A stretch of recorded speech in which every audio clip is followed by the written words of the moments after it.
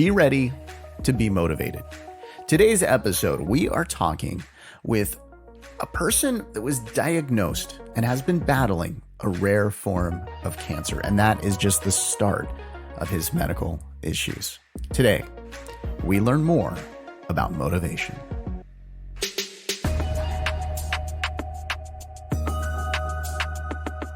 Thanks for listening and subscribing to Learning More. It's Russ with you. Today, we are talking about motivation, right?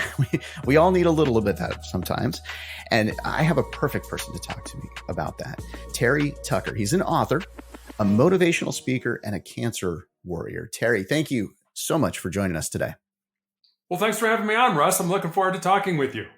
Yeah, I have been looking forward to talking to you since I saw your information and saw your book, saw your website. I'm like, okay, I got to get this guy on and I've got to talk to him. So I thank you so much for joining me. Now, in looking and looking at your history here, you've done a lot. You've had a lot of different jobs. Let's start there. I mean, we're not going to do this isn't a job interview. It's just it's an interview on motivation, but let's talk about some of those career shifts that you've done in the past.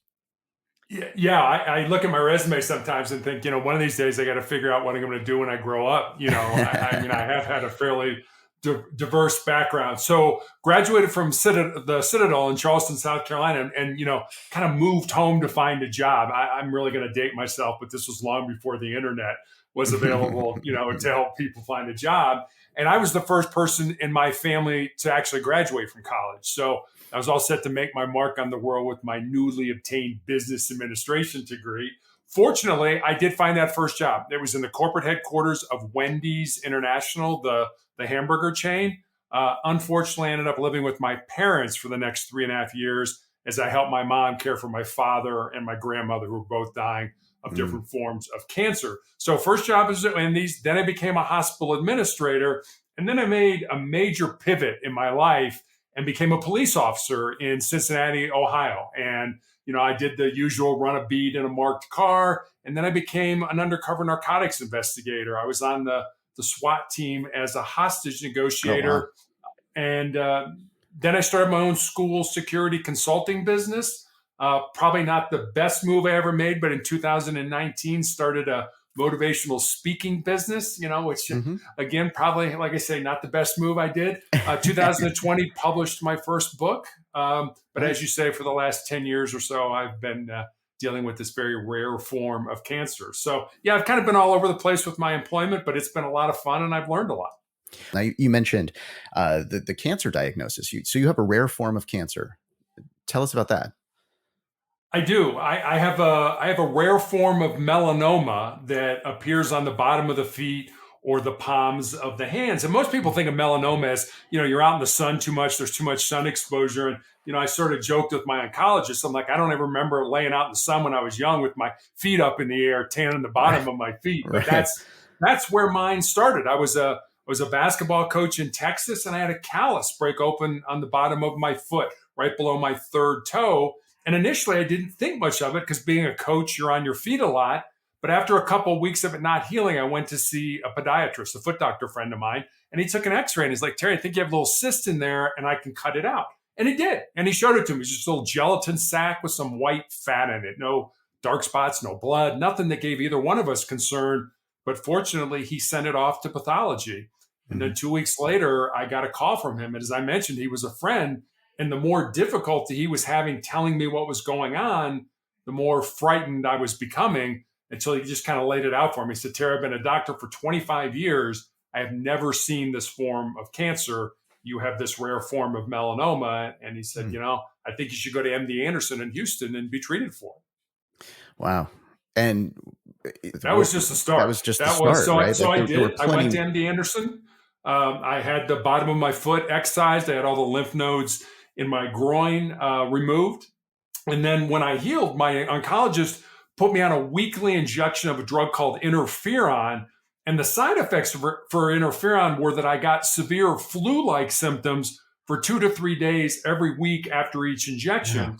And I took those weekly injections for almost 5 years. So imagine having the flu every week for 5 years. And that wasn't a cure. That was, as my oncologist used to say, we're trying to kick the can down the road to buy you some more time. 2017, I ended up in the intensive care unit with a body temperature, a fever of 108 degrees, which was from the toxicity of the interferon. So fortunately, I was able to be saved because usually 108 degrees is not compatible with being alive. Right. So I had to stop Yes. the interferon in 2017. And almost immediately, the cancer came back in the exact same spot on my foot where it had presented 5 years ago. And my only recourse in 2018 was the amputation of my left foot. The cancer worked its way up my shin in 2019, two more surgeries. And then in 2020, an undiagnosed tumor kind of in my ankle area, I guess, grew large enough that it fractured my tibia, my shin bone. And my only recourse right in the middle of the pandemic was to have my left leg amputated above the knee. And I also found out I had tumors in my lungs, and I'm still being treated for those tumors right now. And I know that sounds like a very ugly and dark story, and it certainly has been. But in all honesty, Russ, cancer has made me a better human being. Why do you say that? Because I learned stuff. I learned what was important in life. I learned, that a lot of the obstacles that we put or that are, we encounter in our lives, we put there ourselves. I mean, it was amazing when I found out I had cancer. People were like, "Well, who do you blame?" I was like, what do you mean, who do I blame? So, well, I mean, we're great as a society of, okay, I'm working towards my goals, but then I run up against an impediment and we quit and we give up. And then we've got to blame somebody. We got to blame mom or dad or our boss or our station in life. Very few people want to take responsibility for their own success and happiness. So people are like, well, who do you blame? Like, I don't blame anybody. Like, well, you got to blame God.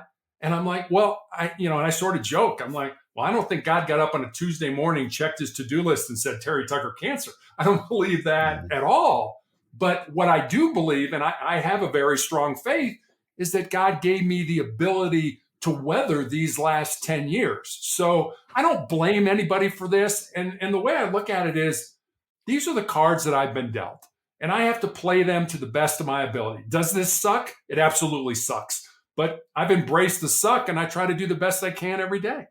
Wow. Yeah.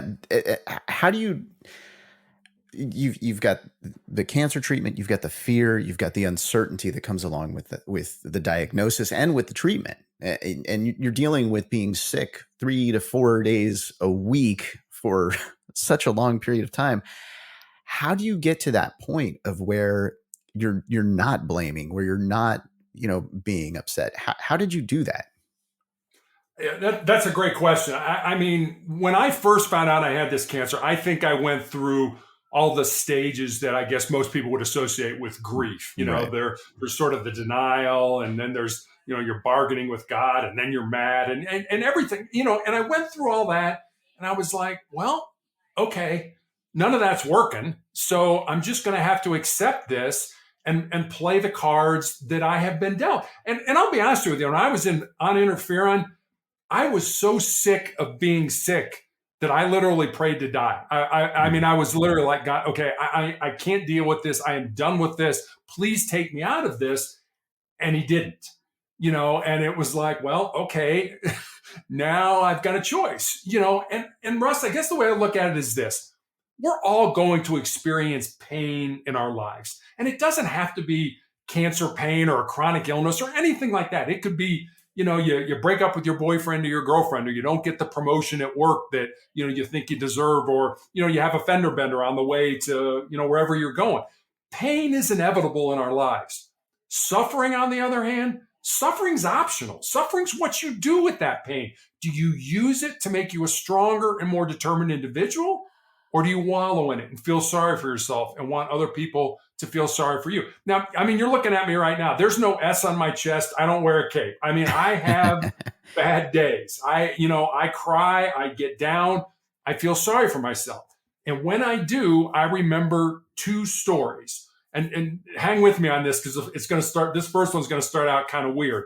I remember reading about a professor back in the 1950s at Johns Hopkins University who did a very simple experiment with rats. He took rats and he put them in a tank of water that was over their head.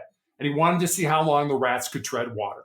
And the average rat treaded water for about 15 minutes. And just as the rats were getting ready to sink and drown, he reached in, grabbed them, pulled them out, dried them off, let them rest for a while, and then he put them back in that exact same tank of water.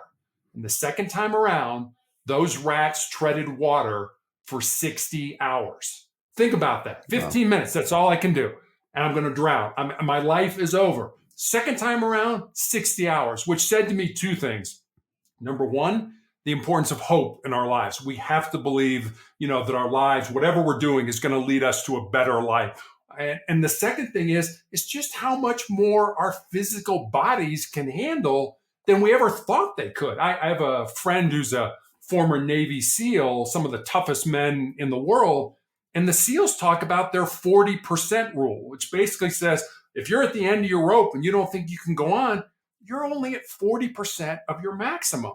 And you still have another 60% left to give to yourself. So whenever I get into those dark places, I just remember those two stories. And for me, that works to keep me moving forward. Yeah. Well, I remember one time I was, I had just started a business. Things weren't going great in the beginning. I quit my day job so that I could focus on the business, and I was scared. There was a lot of fear there. And it was a DJ company. And I go to San Francisco. There was a Tower Records out there. Tower Records, kids, if you're listening, records are these things that play music. It's like an MP3. But I would go out to Tower Records in the city. It was the discount Tower Records, and I would go there. And if you didn't get there first thing in the morning, you were going to miss out on the new releases. So I went there. It was a Tuesday morning. They put out a bunch of music, and I'm sitting out front waiting, and I see there's a police officer with a man, and they've got a tarp over the man, and I'm assuming it's a homeless person because of the scenario looks like that was the case. Essentially a black truck shows up. They take the man away. He was clearly, there was no rush. He was clearly gone already. And it's like, I'm sitting there and I'm thinking to myself as I'm, about to go into this record store, I'm like, okay, is my life really that bad? I'm not there. I'm not dead. I'm not homeless. And there's somebody out there where his family may not even know that he had passed. Like, they might not even be able to identify this person, who he is. He might not have any identification, and he's just gone. Like, I thought about that, and that day was a huge change in my mind. And actually, I think that day helped to make my business successful. It helped me to take a little bit more risk in my business, and it helped me to realize, like, you know what? If it's bad, it's not that bad, And it's like, it's funny how those little moments can hit you. That hit me right away. For you, how long did it take you to go from the diagnosis to becoming a motivational speaker, to take that path to help to motivate others? Well, I never really wanted to go down this path. I mean, it wasn't something that I consciously, was like, well, I'm sort of plotting it and figuring it out and things like that. And there's sort of the old joke that goes, when we talk to God, it's called prayer. When God talks to us, it's called schizophrenia. So I don't want anybody to think that God spoke to me, but I think what God has done throughout my life, not just with this, is that, I remember laying in bed after I had my foot amputated, kind of looking at the ceiling like, all right, I have no goals. I have no motivation. I'm like, where do I go? Okay, come on, tell me what you want me to do. And there was, the heavens didn't open and nobody said anything or like that. But what did happen is people were like, hey, Terry, you ought to write a book. And I was like, I'm not a writer, and then another person would say it, and then another person would say it. And I think I'm smart enough to realize that when enough people start making these suggestions, that maybe I ought to kind of perk up and say, maybe that's something I do. I mean, the same thing with my blog. People were like, hey, you ought to start a blog. You have all these great quotes and things like that. You ought to start. I said, I'm old. I can barely turn my cell phone on in the morning. What do you mean start a blog? And I mean, when I did start Motivational Check, my blog, it was 4 pages. And honest to God, Russ, it took me 4 months to do it. I mean, I had no idea what I was doing. I would go Right. somewhere and be like, I don't know what that means, so I'd have to Hmm. go learn. I'm sure my 25-year-old daughter could have done it in about 15 minutes. But it took me 4 months, but enough people started making the suggestion that I thought, maybe that's something I ought to look into. And so that's really kind of, people are like, well, you ought to speak. And, I'm like, well, okay, maybe I'll do that. And that was 2019. And then the pandemic hits and Right. nobody's, hiring motivational speakers and that. So how do I morph that business? How do I do that? Well, there's podcasts. And I remember the first time somebody suggested, it's like, hey, would you be a guest on my podcast? I was like, what's a podcast? I mean, how does this Right. work? I didn't know. And I was scared like it's like, this is new. I'm scared. I'm nervous. What do I do? I had all these notes all around my computer and my camera. And it's, because like, boy, I better, Hmm. I better know what I'm doing. And, part of it was reading, I'm talking here and I'm reading notes over it. And it's like, Right. it was terrible. I mean, my first couple podcasts were terrible, but you learn. And, and Yeah. I always tell this, especially for young people. If there's something in your heart, something in your soul that you believe you should do, but it scares you, go ahead and do it. Yeah. Because at the end of your life, the things you're going to regret are not going to be the things you did. They're going to be the things you didn't do. And by then it's going to be too late to go back and do them. Yeah. Yeah. And by the way, if you listen to my first couple of podcasts, also terrible. I think that's everything, and that's the thing Yeah. too. I mean, even if you're terrible at first at something, if you don't feel good about it, doing it over and over, you're going to get better. Like it's going to get to a place where you're way more comfortable with it. Like for me, just sharing the little story there, about the person that I saw that died, like sharing that story, like I wouldn't have done that in the first couple of episodes of this just because I didn't feel comfortable enough to do that. And it's funny how as you keep doing things, it does get a little bit easier. And I think the other thing is optimism sort of gets easier if you're generally optimistic about something, because you seem so optimistic about all of this. You seem and there's plenty to not be optimistic about, but you seem very much that way. Are you optimistic about your future and about like the next steps, whatever they are for you? I mean, yes and no. My oncologist showed me my CAT scans back in 2020 when I had my leg amputated. When I had first found out we had tumors in my lungs, and I have no medical background, so I mean, but I kind of know what should and shouldn't be there. And I mean, I had fluid all around the pleural spaces, the space Mm. between my outside of my lung and my chest cavity. I had these big tumors in my lungs, and I remember looking at my oncologist like, how was I alive? And he kind of, sort of smirked and he was like, I don't know. I don't know how you're alive, which said to me that, you know what, God's not done with me yet. Should I have been dead? Absolutely. Should have been dead. I mean, literally was being transferred, being moved over to palliative care to kind of, Wow. the precursor of Yeah. hospice. I was Hmm. coughing up all this bloody phlegm. And then all of a sudden it's go ahead and do chemotherapy. And I remember when I had my leg amputated, my doctor wanted to start me on chemotherapy. And I asked him, is it going to save my life?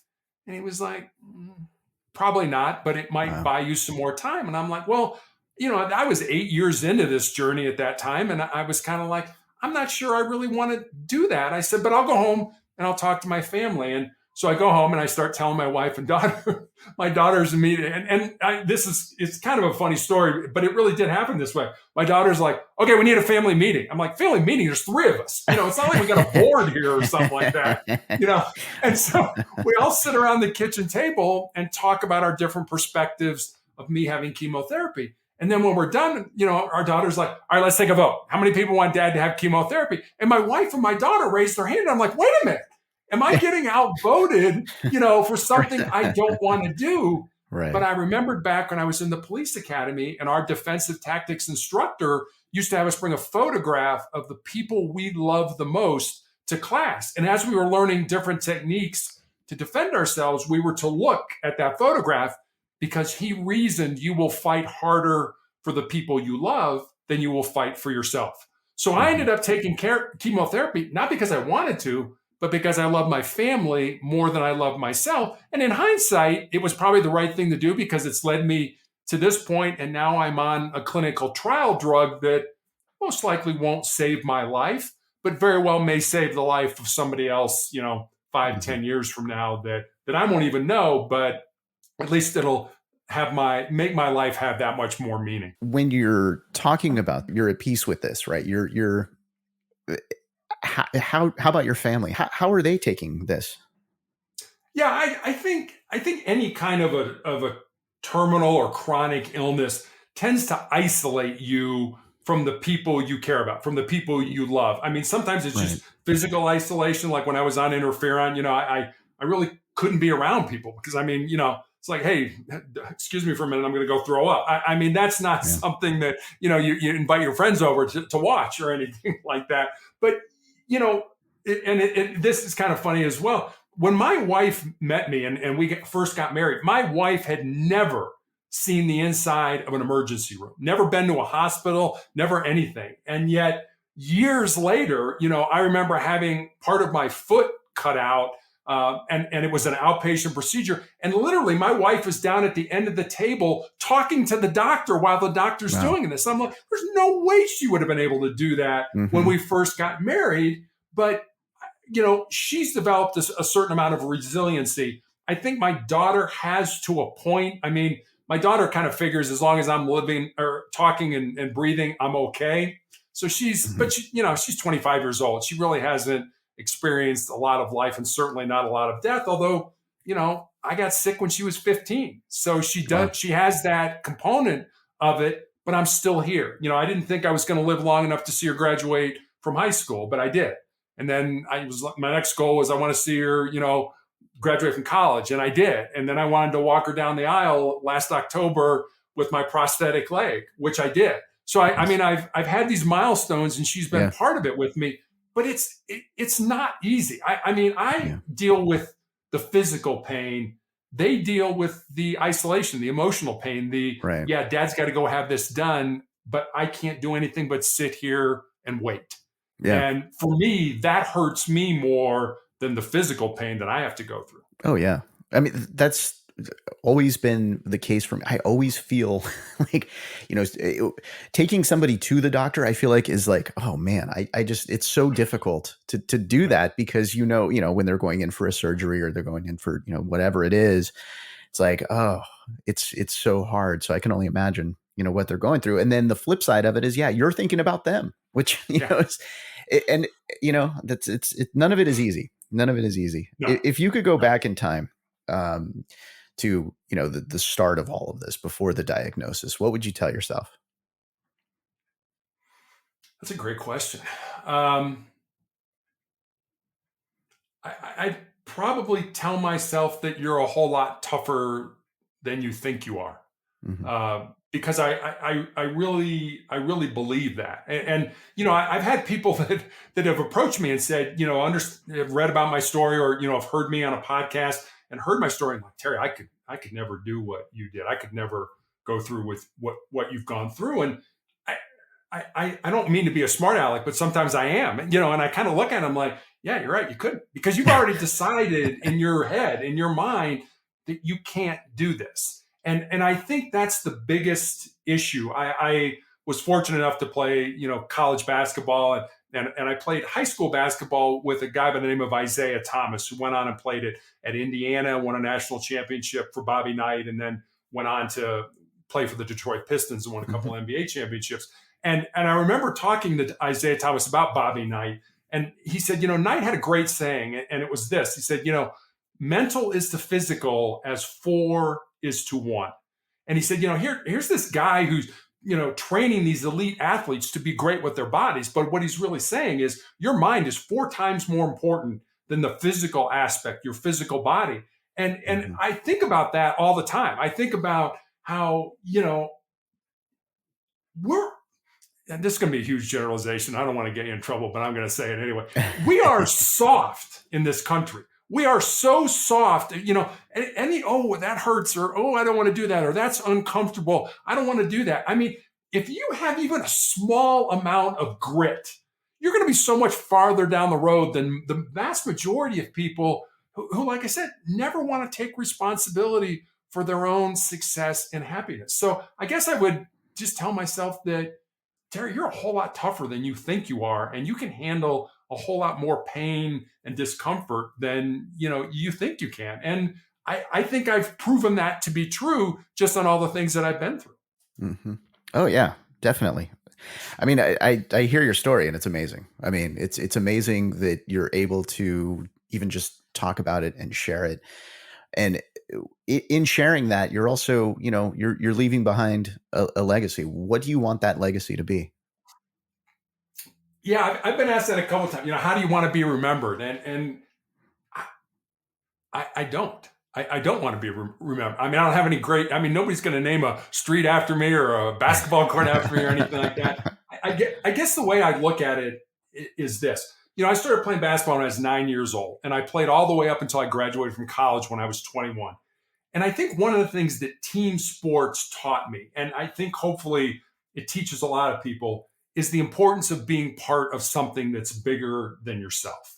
And you realize on a team that if you don't do your job, not only do you let yourself down, but you let your teammates down, your coaches down, your fans down, etc.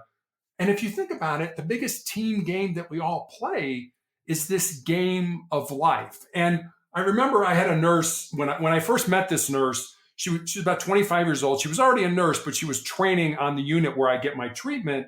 And a couple months ago, she was taking care of me by herself.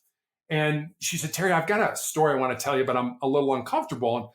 And I didn't really know how to respond to that. It's like, well, I hope you tell me. I'd be interested in hearing it. So she got up the courage to tell me. She said, when I first met you, I was going to get out of nursing. She said, I had a very good friend of mine die, and I was in a really dark place. And I talked to my mom and dad. I was going to quit nursing, and I was going to go to work for Amazon. And then I met you, and I watch what you go through every day. I watch how these treatments, make you throw up and shake, and you have a fever, and they're just ugly. And I read your history of everything you've been through, and yet you keep coming back. And she said, and I knew I was where I was supposed to be. Now, if she would have never told me that story, I would have had no idea that my life had impacted her in such Yeah. a positive way. And so I always kind of keep that in the back of my mind. Russ, who's out there that would love to be like you, who would love to be in your shoes, who would love to be moderating a podcast or been in radio or, the things you've done in your life? Who wants to be like me? Who wants to be like other people? And I don't think we think about that too much. John Yeah. Wooden, the former coach of UCLA in the 70s when I was growing up, had a great saying, and it went like this: a careful person I want to be, a little person follows me. I dare not go astray for fear they may go the same way. So, I Mm. mean, maybe this treatment that I'm on, like I say, is going to help somebody 5 years from now, 10 years from now when I'm not going to be here anymore. But the doctors are gleaning so much data from my blood tests, from my scans and things like that, that hopefully this drug will morph into something that can help another human being. And I guess for me, I guess that's as good enough as a legacy as anything else. Yeah.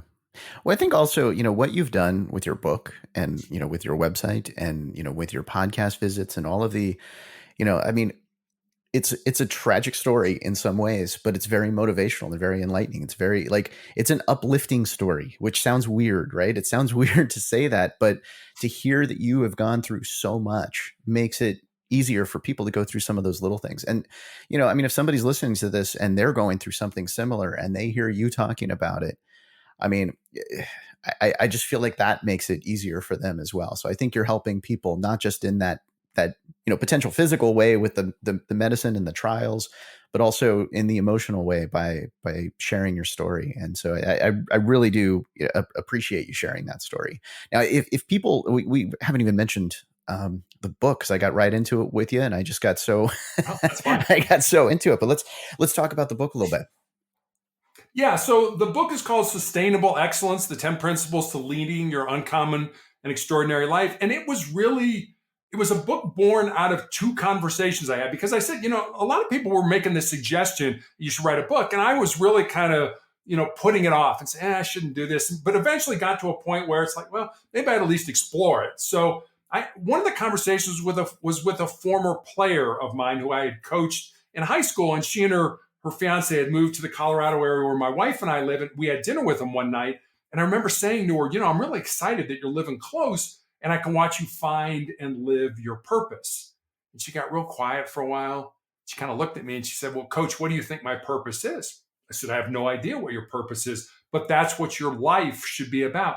Finding the reason you were put on the face of this earth, using your unique gifts and talents, and living that reason. So that was one conversation. And then I had a young man in college who reached out to me on social media and asked me what I thought were the most important things he should learn to not just be successful in his job or in business, but to be successful in life. And I didn't want to give him the, get up early, work hard, help others. Not that those aren't important. Those are tremendously important. But I wanted to see if I could go deeper with him. So I took some time and I wrote some notes, and eventually I had these 10 thoughts, these 10 ideas, these 10 principles. And so I sent them to him. And then I kind of stepped back and I was like, well, I got a life story that fits underneath this principle, or I know somebody whose life emulates that principle. So literally during the 3-month period that I was healing from my amputation of my leg till the time I started chemotherapy for the tumors in my lungs, I sat down at the computer every day and I literally built stories underneath each of the principles. And that's how sustainable excellence came to be. That's awesome. Okay, and you mentioned the blog. It took a little while to get together, the 4 pages, but you've expanded it much beyond 4 pages, and you've done a ton with that. What are by going to the blog, what are we going to see? So the blog is there's a thought for the day every day, and they're not my thoughts. There's stuff I pull from could be go back as far as ancient Greece or Rome, Stoic philosophy. It could be something more. The one I put up this morning was from Frank Zappa, who was a musician, and things like that. So I mean, they're all just different kinds of quotes about different things. And so I put a daily quote or thought for the day up. And then I also put a question with it to kind of like, how can this thought impact your life during this day? Think about that. And then on Mondays, I put up the Monday morning motivational message, which a lot of times is a video or a story. But I understand people's time is at a premium. So I always say, if you need a quick hit of inspiration or motivation, go to motivationalcheck.com and get that, and then get on with your day. You can access my book there. You can access my social media sites. You can leave me a note, and I respond to everybody who responds, who sends me a note. So I love hearing from people, especially, as an author, because, I've got these 10 principles. And it's funny because whenever somebody reads the book, there's always one principle that resonates with them. And the principles are not in any order. Number 1 is not any more important than number 7 or anything like that. But there's always one principle that they're like, hey, number 5 is the one I really liked, or, number 8 really got it for me. So it's fun for me to see that, when people read it, they reach out to me and let me know. That's awesome. And what I'll do, I'll link to the book, I'll link to your website, and also, if it's okay, I'll link to your LinkedIn so that people can reach out to you and talk to you further. Absolutely. Awesome. I will do that. Thank you, Terry, so much for joining me today and sharing your story with us. Well, thanks, Russ, for having me. I always say it's nice people like you that allow me to come on and tell my story. And hopefully between our conversation today, we're going to make a difference in somebody's life. And if we do, today's been a good day. Yes, it has. And man, doing this podcast is so fantastic because I get to learn something new every single week. And so do you. If you listen each week, you subscribe, and of course, you do that little rating thing. That always helps as well. I started this mission of learning something new every single week a few years back, and it's like expanded because of this show where I get to talk to cool people like Terry. Each week is a different topic. It's a diverse set of topics. Now, while many podcasts focus on like 1 or 2 little subjects, I like to be a little more broad with the topics. And proof of that is what we're going to talk about next week, because one of my interests, and it's not because of the conspiracy stuff, it's because of the media stuff, actually. Well, maybe a little of the conspiracy stuff too. But next week, we get to talk about JFK, the assassination, and stories that have been unheard. Yeah, those stories are coming out in a brand new book, and we get to talk with one of the authors next week. So very excited about that one as well.